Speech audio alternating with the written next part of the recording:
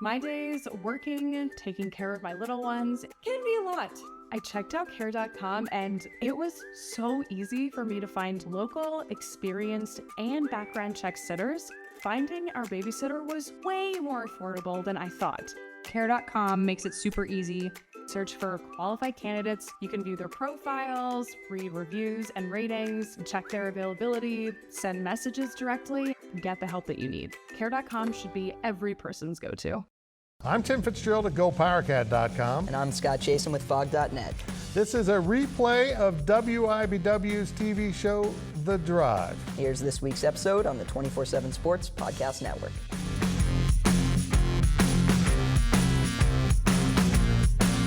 Good evening, Wildcat and Jayhawk fans, and welcome to The Drive, sponsored by FlintHillsAuto.com. I am Tim Fitzgerald of GoPowerCat.com, and the man to my right is Scott Jason of Fog.net. And tonight's goal is to do a nice show and not give you my cold. Yeah, 1 and 2. For many of you watching at home, 1 is the more important goal. For those of us sitting to the right of you, 2 is the more important and health. goal. You can interact with us on social media at Facebook.com/The Drive Show, on Twitter at The Drive 13, and of course answer our weekly poll question and make your game predictions at thedriveshow.com. And remember, if you ever miss an episode of The Drive, you can listen to an audio-only version that will appear each Monday morning in the form of a podcast at both GoPowerCat.com and Fog.net. And we start things off with our 2-minute drill. The 2-minute drill is sponsored by Hula Hands. They've been expecting you now for a couple years, so now let's eat. Kansas point guard Devon Dotson injured his hip and missed most of the second half of KU's loss to Baylor. Scott, what's the latest on Dotson and the health of the rest of this KU team? Well, last year, injuries, just players not being with the team, that was a big part of the storyline as Kansas dropped from number 1, where they were preseason, continued to fall.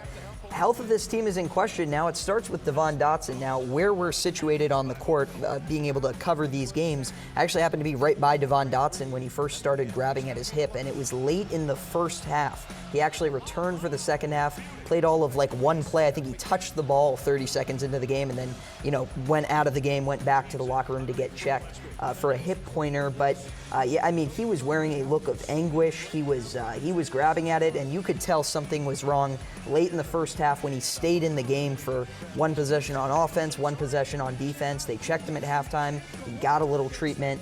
But obviously was not able to go. He missed 10-plus minutes of that second half. This is a guy who plays, 40 minutes. Most games are 37, whatever. He never leaves the court. KU has a backup point guard in Marcus Garrett, but Marcus Garrett, you more want him playing on the wings and being able to check some of those bigger players that other teams can throw at KU.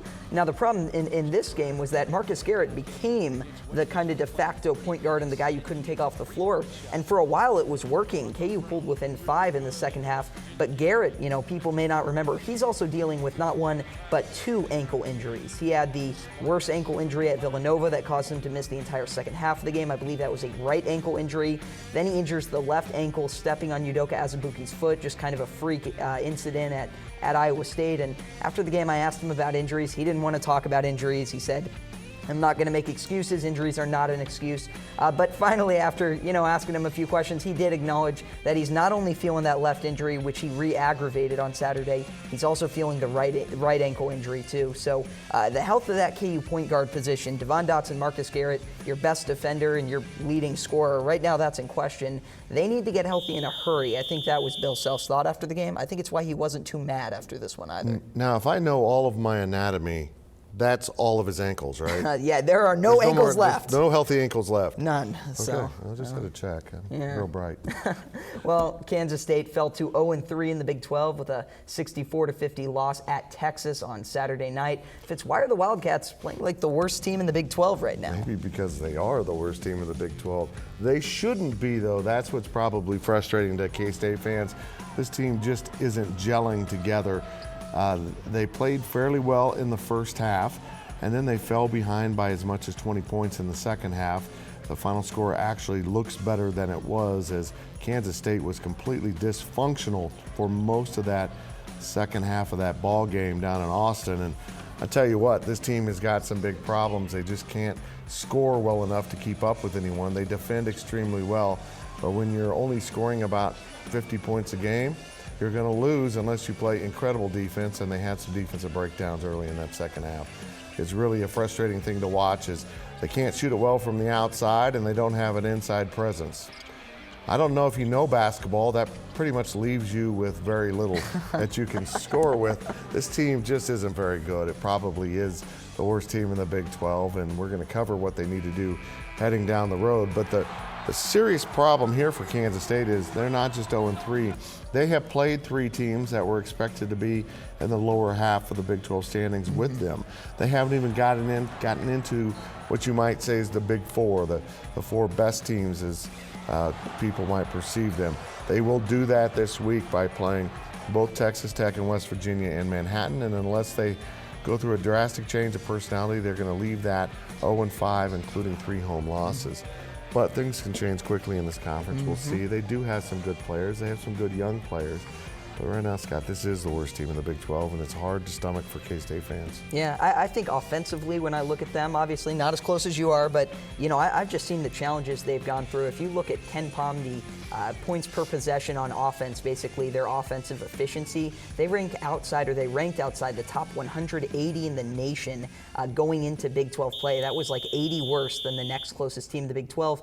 Put another way, there are about 350-ish teams in Division I, and if you're not in the top half of that, the top 175, that means you've got some offensive problems. They really do have offensive problems.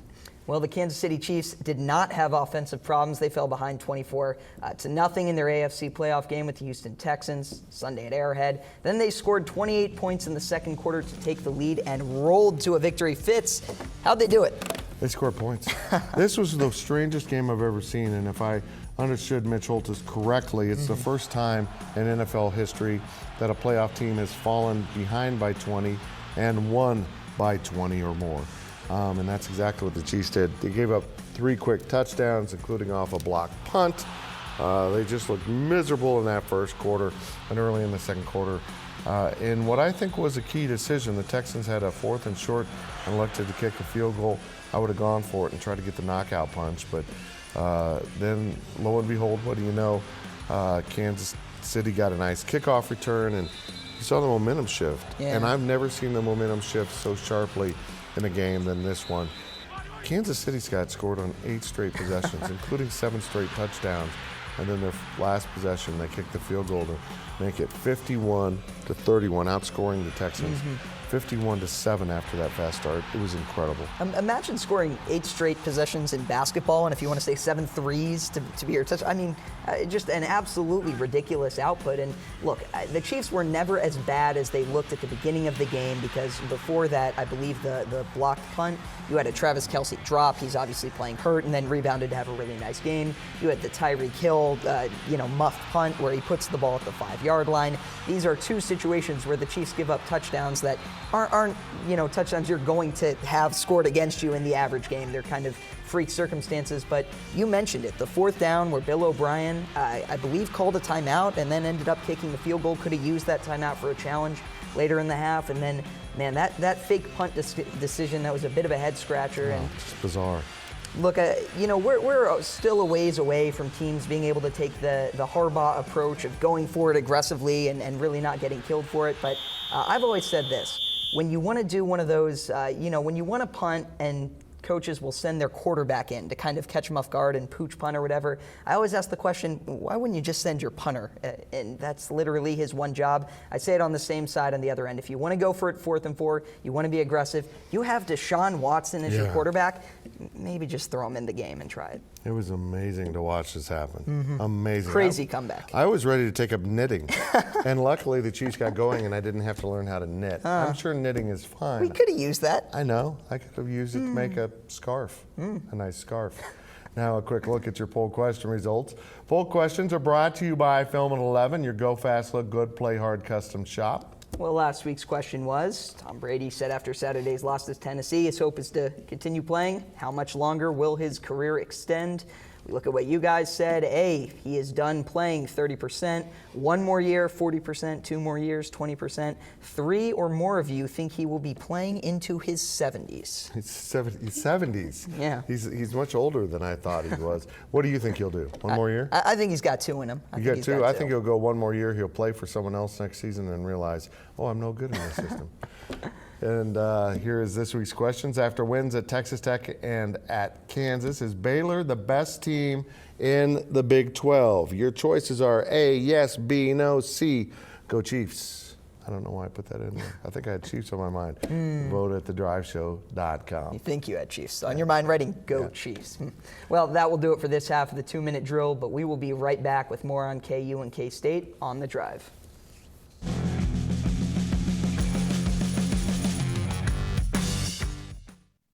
Getting the crew together isn't as easy as it used to be. We get it. Life comes at you fast. But trust us, your pals are desperate for a good hang. And when they hear you stock the party with drinks from Drizzly, they'll be banging down your door. Let Drizzly, the go-to app for drink delivery, take care of the supplies. All you need is an excuse. It doesn't even have to be a good one. It's your dog's birthday. The loquats are finally ripe. Whatever. With Drizzly, you can compare prices on a massive selection of beer, wine, and spirits and get them delivered straight to your door. Which means you can entice the crew to leave their houses without ever leaving yours. Whatever the occasion, download the Drizzly app or go to drizzly.com. That's DRIZLY.com today. Must be 21 plus, not available in all locations.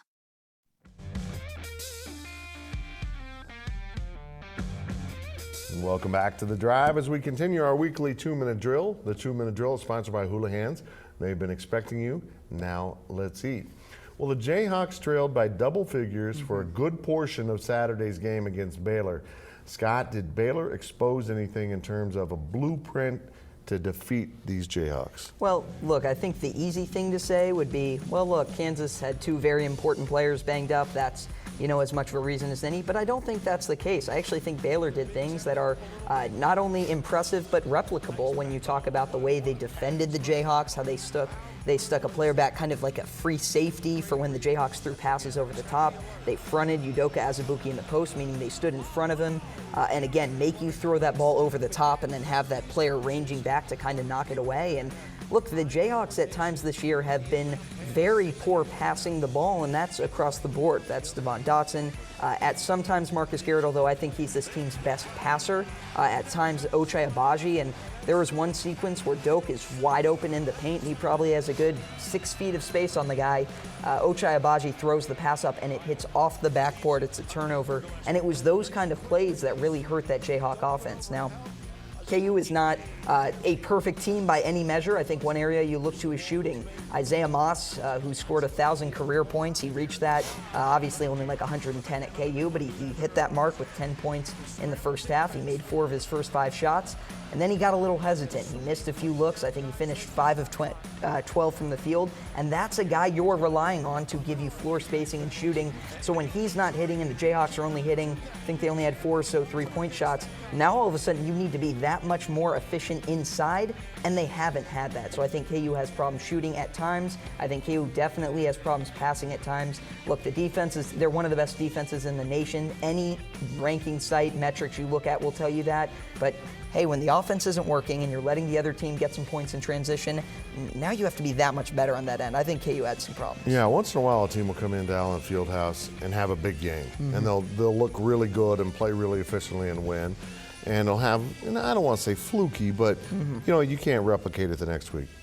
Baylor just looked like the better team in this game. They really did. I would definitely agree, and I thought it was interesting too. KU goes down 9-3, 9-0 run to take that 12-9 lead, and they lead 20-15. How about Baylor to punch back, to not fold? You've seen so many teams fold in that situation. Baylor did not. Well, Scott Drew finally won in Allen Fieldhouse. All right, well, Fitz, a couple questions on K-State. First, is this a lost season for K-State basketball? And second, if you were the coach, what would you do with this team right now? Well, I don't think, to answer that first part, I don't think it's a lost season in the terms of there are things you can do. Now, what's really troubling for Kansas State right now is this simple fact. They have 9 players in their rotation. I think I talked about this before. 4 newcomers and that means you've got 5 veteran players out of the last 3 classes that are contributing. You can't turn back the clock and you can't reinvent yourselves. You are what you are, but I think it's pretty clear right now that, and we're seeing him do that, raise those minutes those freshmen are getting. We're still not seeing as much playing time for David Sloan as I would expect. He had a really nice assist to Xavier Sneed in that game at Texas, set him up for a 3-pointer, and he got benched. And for the life of me, I don't know why. And maybe watching on TV, I missed something off the ball, or he wasn't defending right. But Sloan seems to bring something to the court that you really need. I would invest some time in those guys that'll be back for next year. And if there's trouble on this team, if there's problems in that locker room, clean it out. Just get rid of them. Go with what you have if you have to. If you're going to lose with the guys that are going to help you in the next season, because you have a very good recruiting class coming in, and we know this, it'll be a frightfully young team next season for Kansas State. So you want these freshmen to be as far down the road as possible. And Scott, Bruce Weber said something really, really interesting on his post-game radio, that Dejuan Gordon, the freshman out of Chicago, is turning into a leader for this team, and the seniors or the upperclassmen are pushing back on that. They are so void in leadership, the guys that should be leading don't want someone else to lead. That's how troubled this team is right now. And I know as our senior, you don't want a freshman taking over your team. You're offering in the Big 12. If someone, even a freshman, can help you get out of that funk, you would think you'd set your ego aside and let that happen. But I think it's a good sign that Dejuan Gordon has as leadership, tactics or tendencies that you need, because they're going to need that from him next year when they have really 7, 8 underclassmen, freshmen and sophomores. You never know how leadership is going to pay off down the line, whatever, but it is usually an indicator of someone, a young man who is ready to take on more and more. A player KU fans know took on that at a young role, Devontae Graham. Sophomore year was already being a leader on a team with upperclassmen, so I think that's a good sign. Very good. Now we step out of bounds. And now that the Chiefs are playing host to the Tennessee Titans in the AFC Championship game, go Chiefs, would anything short of a Super Bowl be a disappointment for these Chiefs? Yeah, I think anything short of a Super Bowl, I would hesitate to say anything short of a Super Bowl win, but I mean, look, it kind of feels that way. Once you get into the matchups and everything in the Final Four, when you have it all set, the Chiefs are the favorite to win just because they have the easiest kind of perceived opponent in a 6-seed Tennessee team. But look, Tennessee's going to pose problems. Ryan Tannehill has not been asked to do a lot, but what he's been asked to do, he has succeeded on and achieved and been at least smart with the ball. And then you have Derrick Henry, who is running over absolutely everyone right now. The Chiefs' defense is going to be tested. So, look, they've got 2 difficult, potentially, really difficult games ahead if they can obviously make it to the Super Bowl. I think they've got a great shot to get there. It's crazy to say, as someone who's watched the Chiefs my whole life, win it. At the same time, maybe you're in that zone where if you don't make it now, it's a disappointment. Yeah, it really should be. They, of course, got to the AFC Championship last year and didn't get it done. But this one's at home against the 6th seed. This Tennessee team reminds me of that Philadelphia team a few years ago that kind of picked up late in the year and ended up winning the Super Bowl. Tennessee's really playing to a personality right now that will challenge the Chiefs. But in Arrowhead, the way Patrick Mahomes is in this offense playing, you would think they're going to get this done. After the momentum lift or just the emotional lift from winning the game against Houston, I'm sure the Chiefs are buzzing right now. How many times in the NCAA tournament have you seen a team almost get upset in the first or second round and somehow pull it out at the last second and then go on to get to the Final Four or win the thing? Auburn almost lost, I believe, to New Mexico State and then stomped Kansas the next game just last year. Right. I would be interested to see how the Chiefs respond to that slow start against the Texans and see if that really gets them going. For sure. Well, now let's hear from the fans, and our fan question this week is a pretty simple one. Is Bruce Weber as a coach good or bad? And that is from Brian. Well, I tell you what, he's a good coach. There's no doubt about it. I think where he falls short is sometimes when he has, I don't want to say emotional, but kind of interactive issues on his team. Players don't really gel together. Kind of putting those parts together in a mental aspect troubles him more than a physical aspect. He can X and O. Maybe he has some shortages in running a zone offense, but he is a good coach. You don't win 2 Big 12 championships. You don't go to an Elite Eight if you're not a good coach, and he's accomplished that. This is a tough season to watch, though, coming off a Big 12 championship, no doubt about it. For sure. Well, remember to ask us your questions on our Facebook page and on Twitter at The Drive 13. And when we return, we will look at our predictions here on The Drive.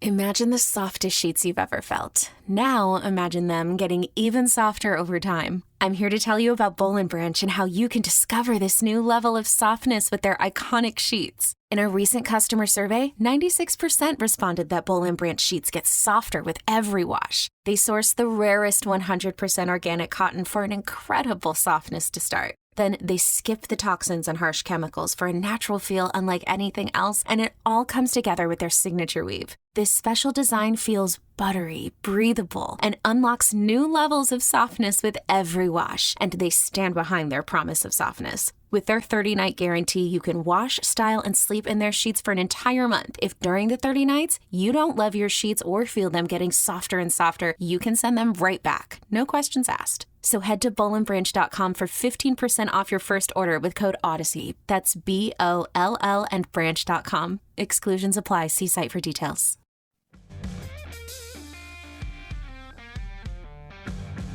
Welcome back as we head down the home stretch of this week's show. Now it's time to take a look at our predictions. The predictions are brought to you by Vanderbilt, your work boot center. Apparently I can no longer speak. And remember to make your weekly predictions over at thedriveshow.com. And let's look at last week's results. Looky. 2-1 for me, 1-2 for the fans. And Scott, I'm slowly getting out of my hole. That's enough of that. Let's start this week's picks with West Virginia -3.5 at K-State. I think I set this line poorly because we're both going to pick West Virginia, I bet. That is correct, 100%. I should have picked like 8.5, make it challenging. I don't know what I was thinking. I was thinking go Chiefs. Well, next is Kansas -3.5 at Texas. Kansas lost at Texas last year. I will take them to win by a lot this year. Yeah, you know, K-State just lost by what, 14, 16? I can't remember the final score to Texas. They're not very good. KU will win this game. Our last game of the week is the NFL. You got it. Tennessee is a 7-point underdog at Kansas City. Will the Chiefs win by more than 7 points? Scott? I'll take the Chiefs in this one, I think, to cover. I will too. I think all our picks are the same, which makes this very boring. That means I'm not making up any ground. We're going against the viewers this week. Okay. Again, make your picks over at thedriveshow.com. And it's time for our On the Clock segment. We've got some time to dig in here. On the Clock is sponsored by Carpet One. Buy local for a strong local community. And let's start with Scott Chasen of Fog.net. Well, the Jeopardy, the quest to find the greatest of all time is on. No, I'm just kidding. You went there. Yeah, well, look, Christian Brown has been such an interesting piece of this Kansas team because before the season, we were hearing about how he might be the top freshman on a team that had a couple of them ranked in the top 100 and one that was bordering on being right there in the top 50. But I've been extremely impressed with what I've seen out of him. It's been 5 or 6 games that he's played really well in a row to this point that you're no longer counting. I know I just gave a number, but before it was like, oh, that's 1 good game. That's 2 good games. Oh, a 3rd straight performance. Now you just kind of come to expect it from him off the bench. Brown has impressed this team or his coaches with his 3-point shooting. His defense is coming around in a big way. He's not a great defensive player, but he is certainly serviceable. His athleticism in creating extra possessions, that's also a huge bonus, and that's something Bill Self loves. He talks about extra possessions all the time. He has the mentality, he has the kind of mental fortitude, that strength to be able to handle it. I've been very impressed with what I've seen out of him, and I expect him to play more and more as this year goes on. I think he's a very important piece for the KU basketball bench, and I really think they've found something in him. Well, he has been fun to watch. You know, it's a strange life being a sports journalist. He can tell you over here, he went to KU, I went to K-State. But in the process of covering those schools, you have to kind of give up that fandom and become a journalist and back away and cover it. Well, I don't technically cover the Kansas City Chiefs or the Royals, so I hang on to that fandom. And what I'm seeing this year from the Chiefs is awfully fun. They've gone down through some bad stretches this season, particularly when Patrick Mahomes was injured. But to have this team led by a young man like Patrick Mahomes and now on the cusp of a Super Bowl is awfully fun. I have seen the Chiefs, I think, in my lifetime be in the Super Bowl, although I don't remember it because I was a little stinker. But I would love to see it as an adult. It's been a strange lag time for the Kansas City Chiefs because the franchise has never been awful, but it's also never been great. And when it has been pretty good, it never got over the hump. Somehow, it feels like Patrick Mahomes, that kid from Texas Tech, is the hump that will help us get over. That makes sense? It made enough sense for everyone to know what you're talking about. I think that was beautiful. Anyhow, I think I want to wrap up. Go Chiefs. That's it for this week's edition of The Drive. We'll see you next week right here and all week on social media. With Blue Link Plus, you can access your Hyundai Tucson Limited remotely. Doors unlocked, temperature set, lost car found. There it is. Get complimentary class-leading Blue Link Plus. Call 562-314-4603 for complete details.